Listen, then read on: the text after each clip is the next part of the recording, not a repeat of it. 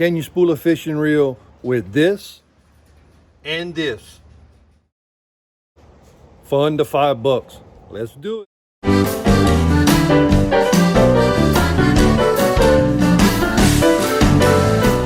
Hey, what's going on? Chick here with another video.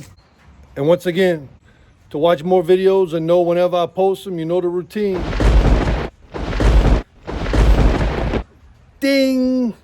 Hit that subscribe button and turn on your notifications and get alerted for every new video. Spooling a reel. There's a million different ways to spool a reel.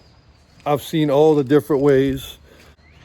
You can buy a spooler online for like $50, which I almost did just to try it out. But I thought I need to try to save some money here. That is the whole point about fishing, especially kayak fishing, is to try to save money. And then after this virus stuff, if y'all still didn't learn how to save money by now, y'all never gonna save money. So instead of spending $50 for a spooler, why not do one for under $5 and you can take that extra money and buy some stocks in Amazon. Okay, spooling a reel, here we go. The most important thing you wanna do is you wanna keep tension on it as you're spooling to where your line's gonna stay pretty tight and you're gonna get a good spool, or else it's just not gonna be tight enough and you'll start to get a loose spool. So what I got here is just a wing nut that cost me 45 cents. I have some washers here that cost me 19 cents a piece, aka Cajun Frisbees, and I bought these kind of big so it would give me a little bit of play with drilling the hole in the wood. I wouldn't have to worry about the size. Here I got a bolt. I don't remember the exact size. Really doesn't matter, just as long as your nut and your screws fit on it. Paid 25 cents for that sexy thing. And then I got 4 bolts. Paid 11 cents a piece. So right now with just this, I'm about $1.90 into it if I'm not mistaken. And then I know I had some loose screws around, but I figured that I needed some, so I went ahead and bought a little packet of just some long drywall screws. I think this cost me right at about $3. So there you go, right there, $4.90, baby. We under that $5. So let's see what we can do. Okay, the way I like to do it, God, that sun's in the background. I'm sorry, I'm just kind of doing this late in the afternoon, so the sun is not gonna be on outside, but oh well, y'all gonna get the drift. The way I like to do it is I like to screw it to the side of a shed. Let me say shed. We're gonna start doing a Cajun word of the day. Anywhere beside Louisiana, you go outside, you have a building in the back, it's called a shed. We don't have sheds here. They're called cabons. Okay? And when we say cabon, it ain't gonna be a 50,000 square foot shed with a beautiful tin roof.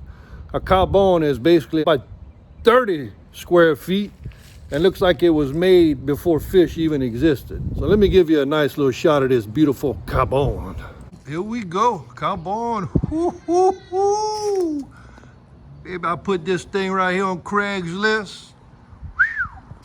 I can't even tell you what I'm gonna get for that thing. Shout out list. What I'm gonna do. I know I can do it on the inside, but I'm gonna do it on the outside. Just leave it in the elements because I wanna see how long it'll last. Plus it's dark inside of there and I ain't got no lighting. But I'm just gonna go ahead and screw it and get it all set up to the end, and y'all be able to see what I'm talking about. Okay, so here we go. I just drilled a hole in it, and this is where the screws gonna fit in, and believe it or not, it fits perfect, which I didn't care. I just found any bit that I had that was free, ended up being a 3/8 bit, and that's why I bought bigger Cajun Frisbees to give me a little bit of play. Like I said, I'm not in a beauty contest. I'm not gonna paint it and make it look all 14 karat gold. I'm in a money saving contest. Yeah, buddy. Here we go. I just went ahead and screwed it to the side of the cabon, probably about eye level. right next to that clothesline from probably Christopher Columbus's days. Give it a little dressy look. Look at this setup here. When I stop recording right here, I think I might get the neighbor to come and take me a little picture by it. I might make the paper, baby. And now I'm gonna take the bolt, the wing nut and screws, and just get this all set up here. And then I'll just show you once I have it finished. As usual, I don't have my GoPro with me, so I'm just using my phone because I'm going fishing in the morning and I just realized that I have everything in my kayak. So we're gonna improvise, Cajun improvise. What that means is we know just enough to be deadly. Look at this. Oh, they're gonna have to put me in the Spool Hall of Fame, baby. So here we go. We just screwed it to the back with a washer and a nut. Came back on this side with a washer and a nut. So now we secure. God, I wish I had my GoPro on so I can put it on my head where I could actually work and not have to hold it. But anyhow, we're gonna improvise. So now we went ahead and put the nut here, and I put a washer just to where it'll hold it, good, because the hole is kind of big on the line, so it tends want to go through it. And there we go. We put the lug nut on this side. And we got some serious business going on here.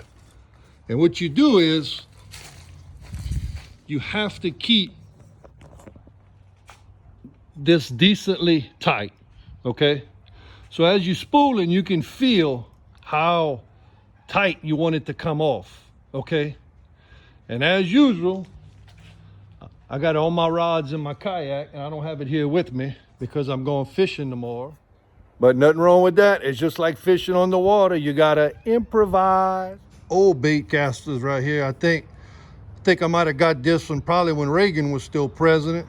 But I'm gonna show y'all what I'm talking about. Right, here we go. So now I'm tied up with this old rod just to show you the tension. I got the rod right here leaning on George Washington's clothesline. So now I'm gonna show you what I'm talking about to leave a little bit of tension. And if you think this spool should be in the Hall of Fame, you ought to see the knot I just tied to get this set up. How you like that knot, T? Okay, I hope y'all can see this pretty good. I'm sorry I don't have a better angle for y'all, but when you're spooling it, you want to set the wing nut and the string just tight enough where you could reel it in, but you want it to have a little bit of tension, just so it gives you a good spool. If it's too loose, it's gonna be a disaster. So if you can see right now, can you see the tip of my line bending? That's the exact you wanna have. And as you're doing, you just reel it. And right now I could probably loosen it a hair, but just doing it like this, it just comes out straight, comes out tight, comes out, AKA, y'all know what it is, killer. And there it is, a real spooler, under $5 easily, because I think I still have a bolt and a washer I didn't use. Convenient, easy to use, and personally I like it better like this, because some of the other spoolers I've seen, you just connect the reel to a piece of wood and you're real short to the line. I actually like to use mine with my pole in my hand, feel the tension, and just reel it up. I don't want it to just be some fancy thing with just my reel and the string. So this is how I like it. Hope you learned something from it. And like I said, under $5, you can't beat it. So anyhow, just here with another video, still quarantined on the Cajun Riviera, my beachfront property. And that's it. We'll see you next time. And don't forget, if you want to see more videos, put the notifications on, because I got a lot of videos that I'm fixing to post. I mean, I have a lot. So stay tuned. See you later, next.